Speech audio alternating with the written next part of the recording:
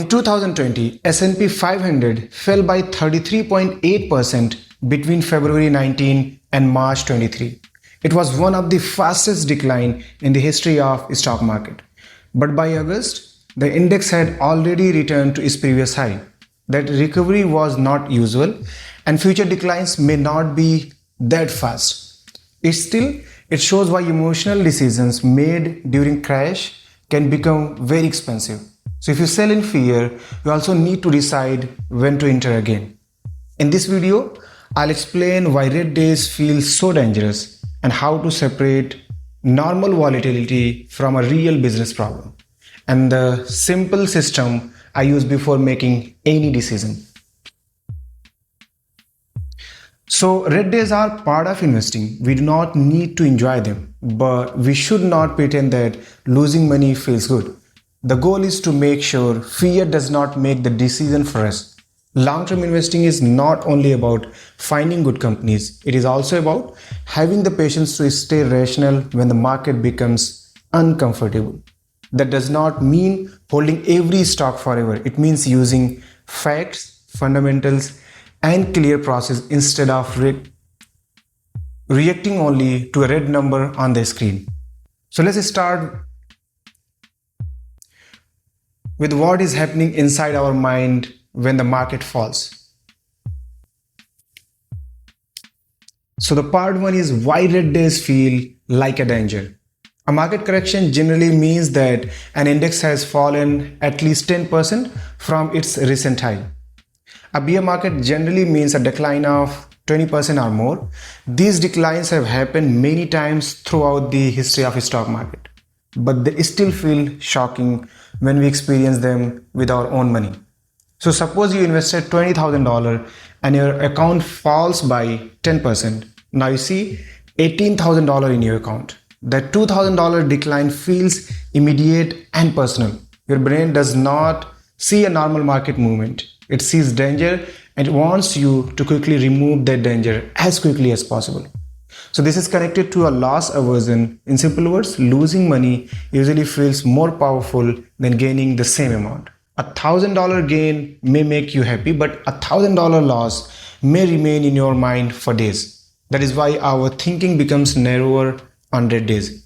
We stop asking long-term questions such as how the company makes money, whether revenue is growing or not, whether cash flow remains strong. So we begin asking only question, how do I make this feeling stop? The market may be moving quickly, but our emotions can move even faster than the facts. Not every red day means the same thing. So here is the most important point in this video. A falling stock is not automatically a bargain, and it is not automatically a reason to sell.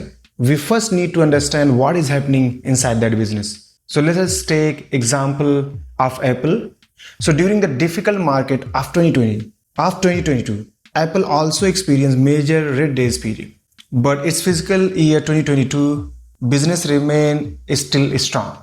So Apple generated about $394 billion in revenue, which is increased 8% and earned approximately $99.8 billion in net income. This does not mean Apple was automatically cheap or that every decline should have been bought. It means that the stock price was falling while the company was still producing record revenue and a close to $100 billion in annual profit. An investor needs to study valuation and future growth, but the red color alone did not mean the business had collapsed. Now compare that with Meta in 2022. Meta's revenue declined by 1%, total cost and expenses increased by 23%, and operating income fell by 38%. Reality Lab also produced an operating loss of about $13 billion in Meta's case. The falling stock price was connected to real concern. Slower growth, rising expenses, lower profit, and heavy spending. The correct response was not simply buy the dip or sell because it is red. The correct response was to recheck the investment thesis. This is why I use same checklist on every day. Did revenue change? Did profit margins change? Is free cash flow getting weaker? Is debt becoming a problem? Has the valuation become more reasonable? And most importantly, has the reason I own that company changed? So price tells us what the market is feeling today. Fundamental tell us what business is actually doing. So why panic selling creates another problem? When you sell during panic, we do not make only one decision, we make two decisions. First, we decide when to leave, then we must decide when to return. The second decision is often more difficult because market normally begins recovering before the news feels comfortable.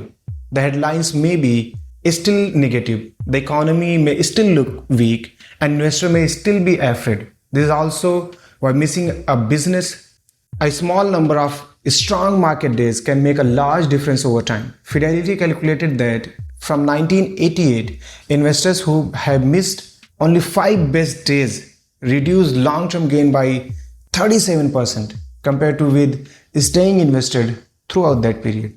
This example does not mean that nobody should ever sell. It also does not mean that every individual stock will recover. Some companies fail and some investments may genuinely breaks. The lesson is that trying to move completely out of broad market during fear requires very accurate timing. The strongest up and the worst days during these time happens close to each other, which makes emotional market timing extremely difficult. So what should we do in these situations? I use 5 simple steps, and that is step 1, identify what is falling. Is it the entire market, one sector, or only one company? A broad market decline can happen because of interest rates, inflation, recession fear, war, or any other major event. A single stock may be falling because of earning miss, weak guidance, regulations, or any specific problem. And step 2 is recheck the fundamentals. So if you open any stock company in the stock school website and look at the business overview, revenue, margin, free cash flow, debt valuation, bull case, bear case scenario, and key risk, you will see that facts changes enough to change the long-term thesis or not. If only the price change, I normally follow the plan I already made. If revenue, profit, cash flow, debt, or management, or any of these positions change, then I do deep research before making a decision.